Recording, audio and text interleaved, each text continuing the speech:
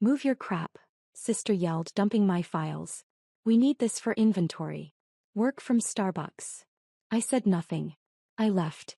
The next morning by 7:30 a.m., eviction notice. By 8 a.m., 63 messages. I'd owned the $8.7 million building for 4 years. But let me start at the beginning. Because the day my sister kicked me out of my own building wasn't random. It was the inevitable conclusion of 30 years of being the sister who didn't matter. The one who was supposed to be grateful.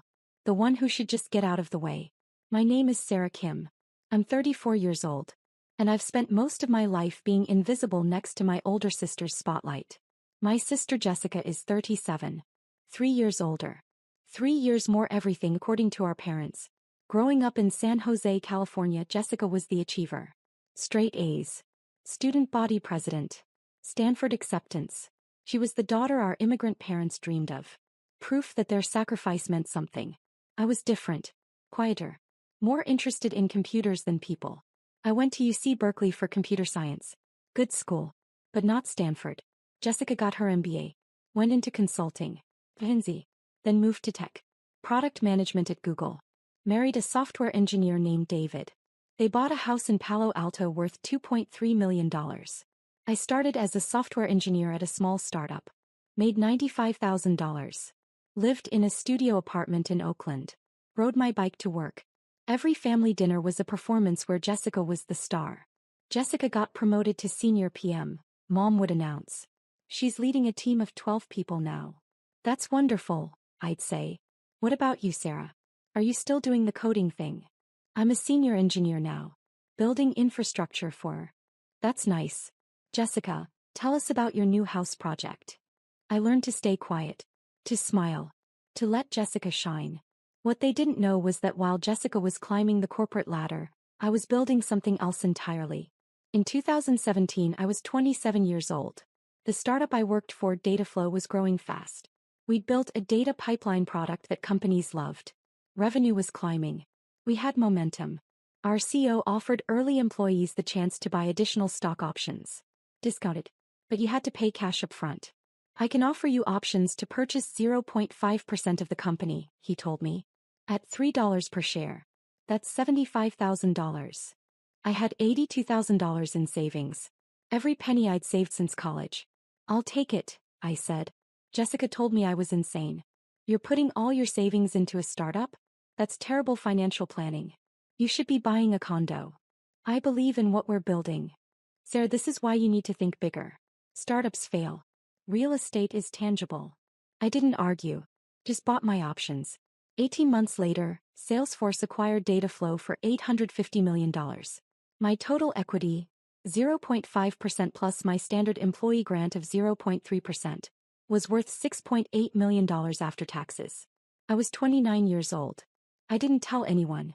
Not my parents. Not Jessica. Not my coworkers who assumed I was moving to another startup. I did move to another company. But not as an employee. As an investor. With $6.8 million, I hired a wealth advisor. Margaret Chin at Bay Area Capital Management. What do you want to build? She asked. Long-term wealth. I want to own assets that appreciate and generate income. Commercial real estate? Yes. Specifically, I want to buy a building. Something in the South Bay. Tech-focused. Office space that I can lease to startups. That's capital intensive. I have capital. We started looking. In 2019 we found it. A 4-story office building in Mountain View. Built in 2005. 45,000 square feet. 8 separate units. Currently 85% occupied. The building was owned by a developer who'd overextended himself. He needed to sell quickly. Asking price. $9.2 million. It's underpriced for the location, Margaret said. He's motivated. What's it generating? Annual rental income is $1.8 million. Operating expenses are about $650,000. Net operating income, $1.15 million. That's a 12.5% cap rate. That's excellent. It is. But you'd need to finance part of it. Banks will lend you about 70%. You'd need a down payment of around $2.8 million. I'll offer $8.7 million. All cash. Close in 30 days. All cash? Sarah, You'd be putting almost all your liquid capital into one asset. I believe in this market. Tech is growing. Office space in Mountain View will always be valuable. Margaret paused. Hey. But we're creating an LLC. Kim Property Holdings. You'll own the building through the entity. Protects you from liability. Perfect. We closed on November 15, 2019. I paid $8.7 million cash for a commercial building in Mountain View. My family thought I was still working as a software engineer, living in my Oakland studio. I hired a property management company, Premier Commercial Management, to handle day-to-day operations. I reviewed financials monthly but stayed hands-off otherwise. By 2020, I'd increased occupancy to 95%. Annual revenue, $1.9 million. Net operating income, $1.25 million. By 2022, I'd raised rents in line with market rates. Annual revenue, $2.3 million. Net operating income, $1.65 million. The building had appreciated to $11.2 million. My net worth, $9.8 million. My family still thought I was just a software engineer. In 2021, Jessica quit Google. I'm starting a company, she announced at Sunday dinner. That's exciting. Mom said. What kind of company? Direct-to-consumer wellness products. Supplements. Skincare. We're calling it Vitality Collective. That sounds wonderful, Dad said. Very entrepreneurial. Jessica looked at me. You've worked at startups. Any advice? Focus on unit economics. Make sure your customer acquisition cost is sustainable. Obviously, this isn't my first rodeo, Sarah. I ran product at Google. Product management is different from running a company. I'm aware. That's why I have David as my co-founder. He'll handle tech. I'll handle product and business. Over the next year, I watched Jessica build Vitality Collective. They raised a seed round, $2 million from angel investors and a small VC firm. They hired 12 employees. They launched their first products. The company looked impressive from the outside. Beautiful branding. Active social media. Press coverage in TechCrunch. But I saw the numbers. Their customer acquisition cost was $180. Average order value was $95. They were losing money on every customer. How's the company doing? I asked at dinner one night. Amazing. We're growing fast. Tripled our revenue last quarter. What's the revenue? $85,000 last quarter. Up from $28,000. That meant they'd made $85,000 in revenue while spending probably $500,000 plus on payroll, inventory, and marketing. What's your burn rate? We're well capitalized. Don't worry about it. But I did worry. Because I understood startups. And Vitality Collective looked like it was burning through cash without a clear path to profitability. In early 2023, Jessica called me. Sarah, I need a favor. What's up? We need office space. We've been working remote, but we need to bring the team together. Build culture. Makes sense. The thing is, real estate is expensive. We're trying to conserve cash. I heard you work in a building in Mountain View. Do you know if there's any space available? My building. He was asking about my building. I can check. What are you looking for? Maybe 3,000 square feet? Something we can fit 12 people plus room to grow. That's pricey. Mountain View office space runs about $4.50 per square foot per month. You'd be looking at $13,500 monthly. Ouch. That's steep. That's market rate. Well, see what you can find. Maybe there's something cheaper. Or maybe the landlord would be flexible for a startup. I called my property manager, David Chin at Premier Commercial Management. David, I have someone asking about space. My sister. She wants 3,000 square feet for her startup. Unit 3B is available. 3,200 square feet. We're asking $4.50 per square foot. That's $14,400 monthly. What's our flexibility on price? For a quality tenant with good credit? Not much. Market is strong. But family is family. What do you want to do? Let me think about it. I thought about it for 3 days. About whether to reveal that I owned the building. About whether to give Jessica a deal. In the end, I decided to stay anonymous.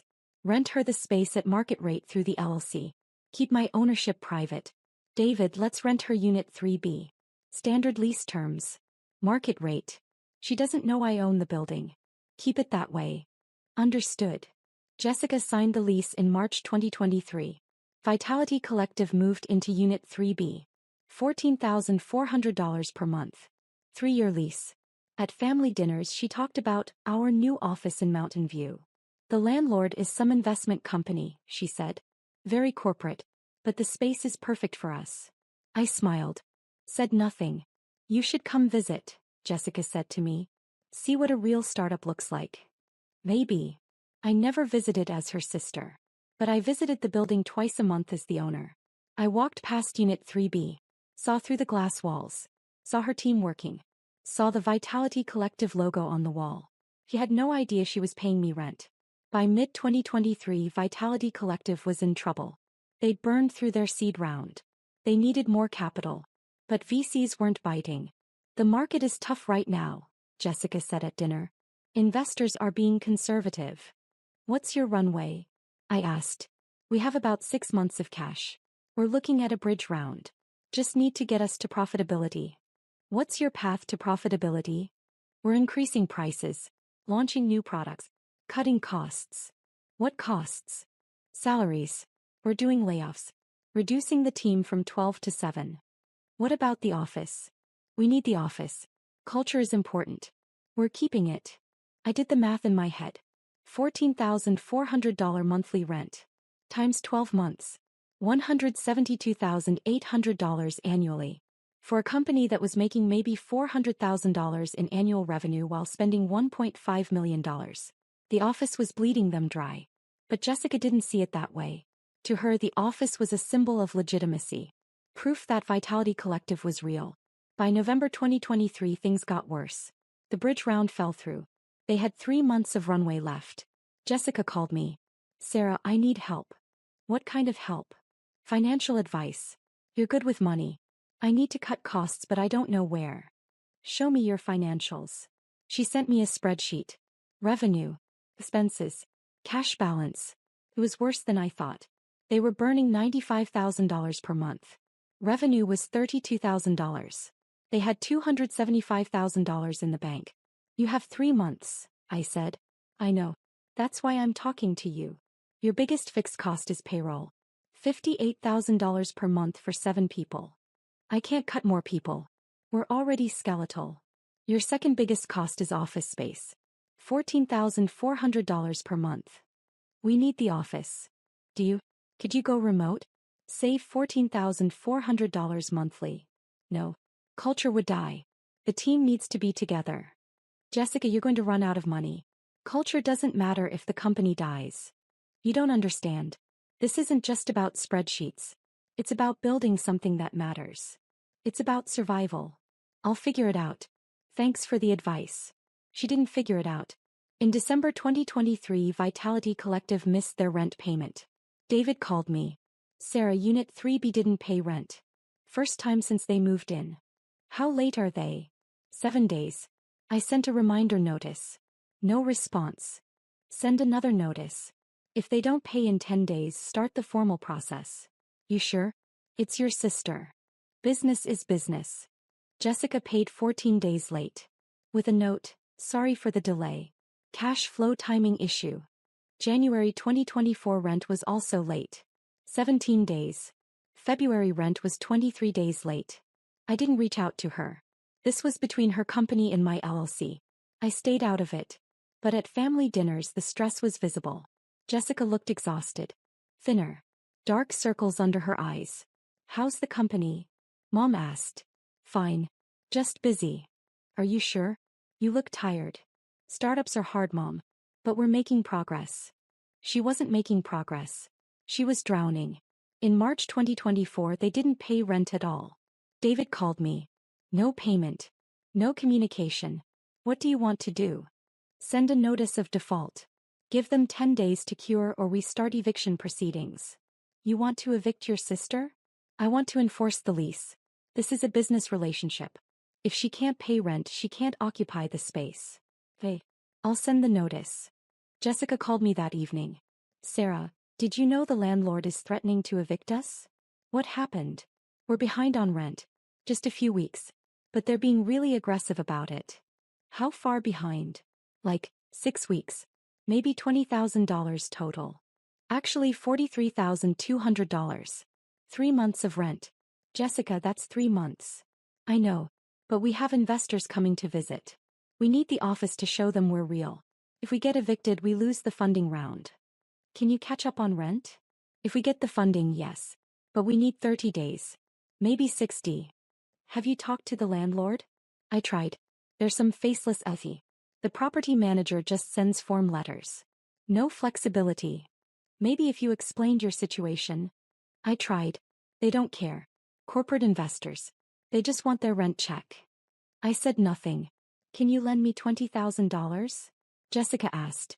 Just to catch up on rent. I'll pay you back when we close the round. Jessica. Please. I'm desperate. This company is everything to me. I can't let it die because of some greedy landlord. I took a breath. I can't lend you $20,000. Why not? You make good money.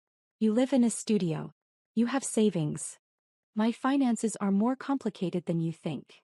What does that mean? It means I can't just hand you $20,000. Some sister you are. She hung up. In April 2024, we started formal eviction proceedings. Legal notice. Court filings. The whole process. Jessica was furious. At family dinner, she ranted about the corporate vulture landlord who wouldn't work with startups. They're killing my company, she said. Over $43,000. That's nothing to them but everything to us. Maybe you should have paid your rent, Dad said carefully. I was trying to keep the company alive. Rent or payroll? I chose payroll. I chose keeping my team employed. But you signed a lease, Mom said.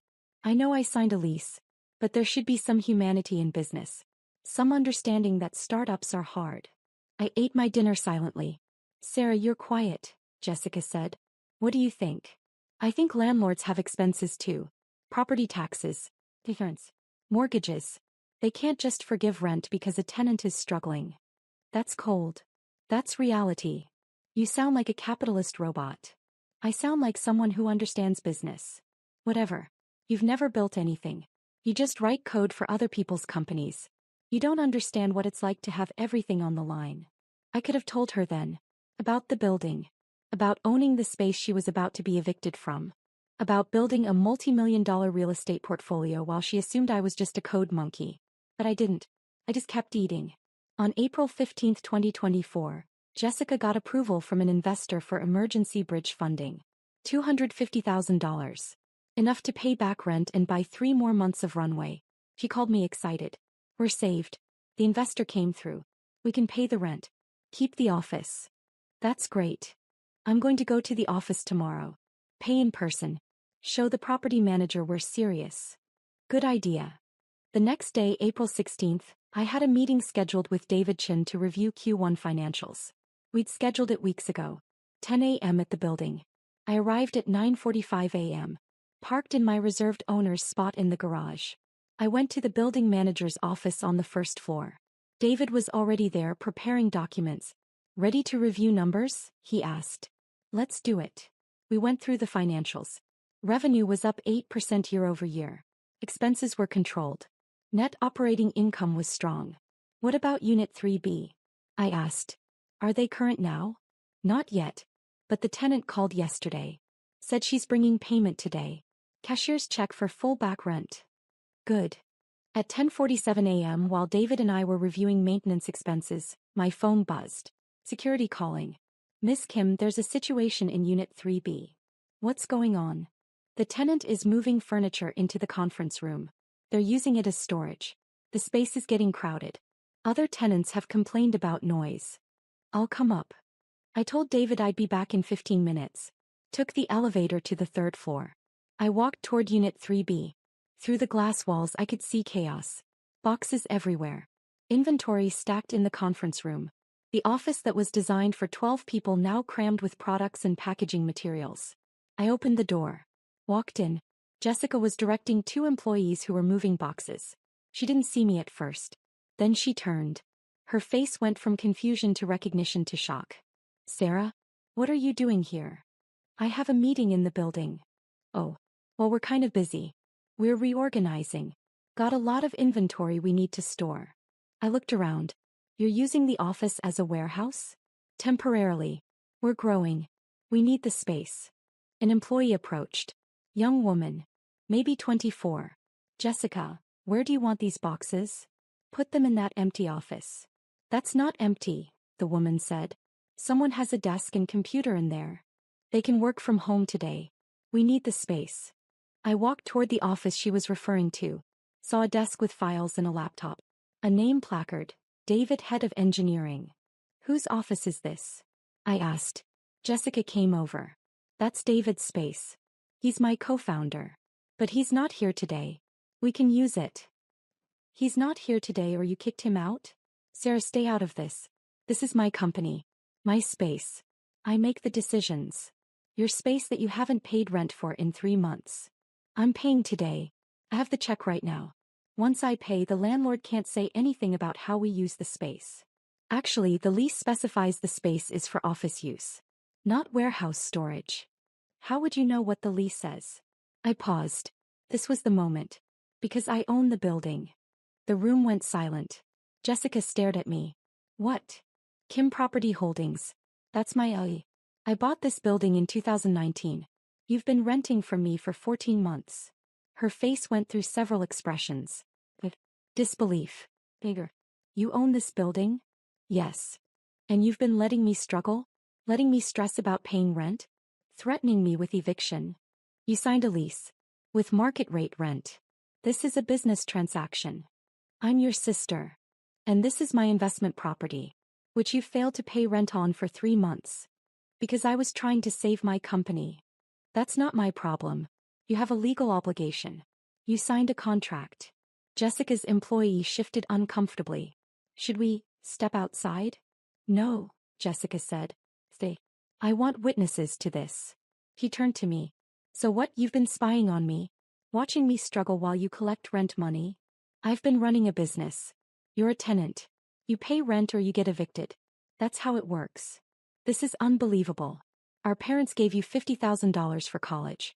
Where do you think you got the money to buy an $8.7 million building? I earned it. From a startup acquisition. I invested it wisely. I built something. You built something by being secretive and manipulative. I built something by working hard and making smart decisions, which apparently you don't respect. Jessica grabbed a box of my files from David's desk. Dumped them on the floor. Get your crap out of my office. It's not your office. It's my building. We're paying rent. As of today we're current. Which means you can't evict us and you can't tell us how to use the space. Actually, I can. The lease prohibits using the office as a storage facility. What you're doing right now is a lease violation. Are you serious right now? Completely. Either you move this inventory out or I start eviction proceedings based on lease violations instead of non-payment. Jessica walked toward me. Got close. Her face was red. You know what your problem is? You're so busy being clever and secretive that you forgot how to be human. How to be family. And you're so busy playing entrepreneur that you forgot business has rules. Rent is due on the 1st of the month. Leases have terms. None of that changes because we share DNA. Move your crap. Jessica suddenly yelled at David's desk. She grabbed his laptop. His files. Threw them into a box. Work from Starbucks. We need this space for inventory. I watched her destroy someone's workspace. Watched her unravel. I'm leaving, I said calmly. You have until end of business today to remove all non-office inventory from this space. If it's still here tomorrow, you're in violation of your lease. I'll send you written notice. Go ahead. Send your notices. I have an investor meeting next week. They're coming here. They need to see we're real. I'm not moving anything. Then you'll be evicted.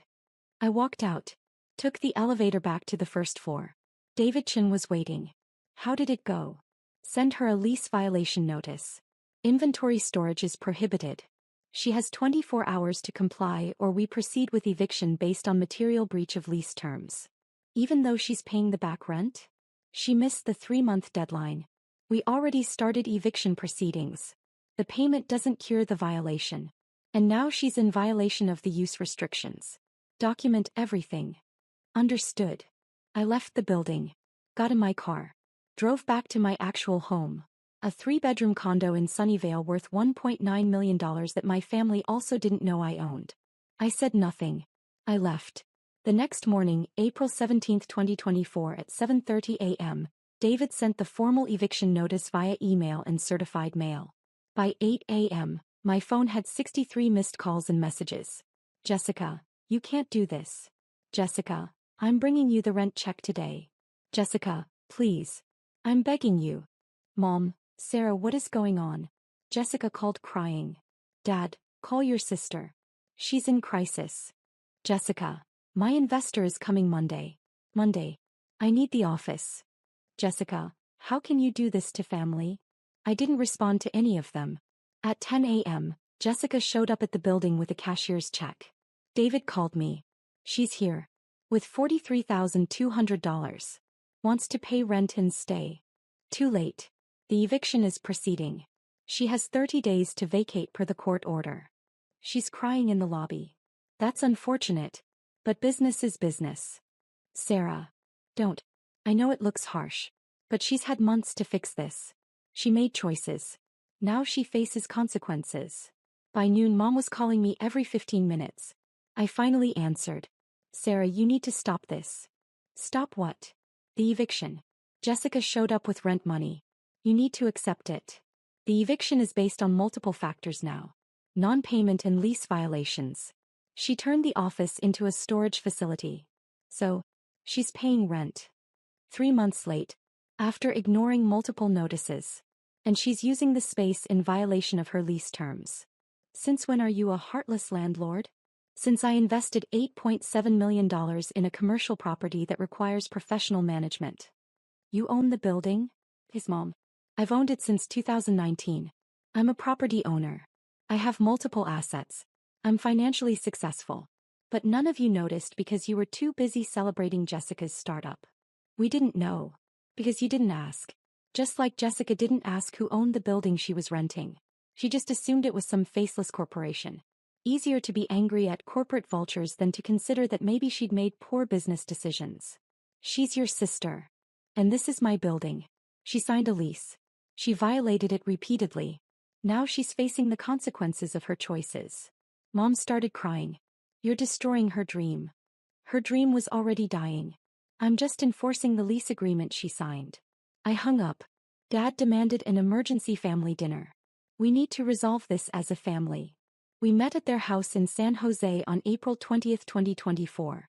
4 days after the confrontation, Jessica arrived with David, her co-founder husband. They looked exhausted. Thank you all for coming, Dad started. We need to figure out a path forward. There's nothing to figure out, I said. Jessica has a 30-day eviction notice. She needs to vacate the property. Sarah, please, Mom said. Can't you show some flexibility? I've shown flexibility. For 3 months of non-payment. Now she's using the space in violation of her lease. There's no more flexibility. Jessica leaned forward. I have an investor coming Monday. If I don't have an office, the deal dies. If the deal dies, the company dies. Everything I've worked for. 2 years of my life. That's not my responsibility. You could fix this with one phone call. I could. But why should I? Because I'm your sister. So, you've treated me like I don't matter for 30 years. Every family dinner was about your achievements. Your promotions. Your house. Your startup. I was just the quiet little sister who coded for other people. Remember that phrase? Sarah just writes code for other people's companies. You said that 6 days ago. Jessica looked down. I've built something significant, I continued. A real estate portfolio. Financial security. Success by any measure. But none of you knew because none of you asked. You were too busy assuming I was less than you. That's not fair, Mom said. Isn't it? When's the last time you asked about my work? My life? My accomplishments? It's always about Jessica. Always has been. We're proud of both our daughters, Dad said. No, you're proud of Jessica. I'm just, there. The backup daughter. The one who should be grateful to be included. Sarah, Jessica started. I bought that building when I was 29 years old. Paid $8.7 million cash. Built a business model that generates over $1.6 million in annual net income. My net worth is nearly $10 million. And none of you had any idea because you never looked past your own assumptions about who I was. The room was silent. So no, I said. I'm not going to save your startup by forgiving rent or overlooking lease violations. You signed a contract. Live with it. David, Jessica's husband, spoke for the first time. What if we pay the back rent plus a penalty? And move the inventory out immediately? The eviction is already in process. Legal fees have been incurred. Court dates are scheduled. How much would it cost to stop it? He asked. More than you have. And more than I'm willing to negotiate. Name a price. I looked at Jessica. There is no price. This isn't about money. This is about consequences. 4 years of being dismissed. For being kicked out of my own building because you needed storage space. For being told to work from Starbucks like I was the one who didn't matter. I didn't know it was your building. Exactly. You didn't know. Didn't ask. Didn't consider that maybe, just maybe, I'd built something significant. You just assumed the landlord was some evil corporation you could bully and manipulate. Jessica was crying now. So you're going to destroy my company to make a point? I'm not destroying your company. Your company destroyed itself with unsustainable unit economics and poor cash management. I'm just enforcing a lease agreement. Mom stood up. Sarah, if you do this, you're choosing money over family. No, I'm choosing boundaries over enabling. Jessica made choices. Bad choices. She gets to live with them. We didn't raise you to be this cold. You didn't raise me at all, Mom. You raised Jessica. I just sort of existed alongside her success. I stood. The eviction stands. Jessica has 26 days left to vacate. I suggest she use them to find alternative space or wind down the company. Either way, this conversation is over. I left. Jessica vacated Unit 3B on May 15, 2024. One day before the final eviction deadline. Vitality Collective shut down 3 weeks later. The investor deal fell through. Without an office to show, they couldn't project legitimacy. The company dissolved. Employees laid off. Assets liquidated. Jessica blamed me publicly. On LinkedIn she wrote, "Sometimes the biggest obstacles to success are the people closest to you. Family isn't always support. Sometimes it's sabotage." I didn't respond. My parents stopped inviting me to family dinners. I was too focused on business. Too cold. Not the daughter they thought they raised. Fine by me. 3 months later, in August 2024, David, Jessica's husband, reached out to me. Sarah, can we talk? Just you and me. No, Jessica. About what? About what happened. And what happens next. We met at a coffee shop in Palo Alto. Jessica is angry, he said. Probably will be for a long time. I know. But I wanted to tell you something. You were right. I looked up. The company was dying, David continued. Terrible unit economics. Unsustainable burn rate. We were never going to make it. The office was bleeding us dry. You evicting us probably saved us from 6 more months of suffering and debt. Tell that to Jessica. She's not ready to hear it yet. But she will be. Eventually. Maybe. I also wanted to say I'm impressed. With what you've built. I did some research after everything happened. Your building is just one asset. You own other properties too. Yes. That's incredible. You built real wealth while everyone was focused on startups and exits. Smart. Thank you. Jessica feels betrayed. But honestly, I think she's just shocked that you were more successful than her and she never knew. That's her issue to work through. It is. He paused. I'm starting something new. Smaller. More focused. Better unit economics. Would you consider investing? Are you serious? Completely. You understand business. You have capital. And you're not afraid to make hard decisions. That's exactly the kind of investor I want. I thought about it. Send me a deck. Let me review it. I will. Thank you. It's now December 2024. 8 months since I evicted Jessica. My building is 100% occupied. Unit 3B was released to a Series B startup in June. $16,500 per month. 20% increase over what Jessica was paying. Annual revenue from the building, $2.5 million. Net operating income, $1.8 million. The property is now valued at $12.4 million. I invested $200,000 in David's new company. Convertible note. Reasonable terms. I'm a passive investor. No drama. Just business. I bought another building. A small office complex in Fremont. $6.2 million. My portfolio is expanding. My parents and I speak occasionally. Strained but civil. They're slowly accepting that I'm not the daughter they thought I was. Jessica and I haven't spoken. She blocked me on all platforms. Moved to Austin with David to start fresh. Last week Mom called. Sarah, I need to apologize. For what? For not seeing you. For all those years. We were so focused on Jessica's path that we ignored yours. I know. You built something remarkable. And we missed it because we weren't paying attention. You weren't looking. No, we weren't. And I'm sorry. Thank you. Do you think you and Jessica will ever reconcile? Maybe. When she's ready to see me as an equal instead of as the little sister who should have stayed in her place. That's fair. She was wrong about a lot of things. Yes, she was. But Sarah, you were harsh. I was fair. There's a difference. Mom sighed. I suppose there is. We talked for another 20 minutes. About my properties. My investments. My success. For the first time in my life she asked questions and actually listened to the answers. Progress. I don't regret evicting Jessica. I don't regret enforcing my lease. I don't regret choosing my boundaries over her feelings. Because here's what I learned. Family doesn't give you the right to exploit. Love doesn't mean enabling. And being kind doesn't mean being weak. Jessica built her startup on assumptions. That investors would always come through. That rent could wait. That the faceless landlord would be flexible. She was wrong about all of it. And when she kicked me out of my own building, literally threw my files on the floor and told me to work from Starbucks, she revealed exactly how much respect she had for me. None. So I showed her exactly how much power I had. All of it. The next morning the calls started. The eviction notice was delivered. The consequences were real. And Jessica learned what I'd known all along. Silence isn't weakness. It's strategy. I built my empire while she assumed I was just a coder. I owned the building while she thought she was renting from strangers. I held all the cards while she thought she was winning the game. The only thing that changed was her knowledge of it. And that changed everything.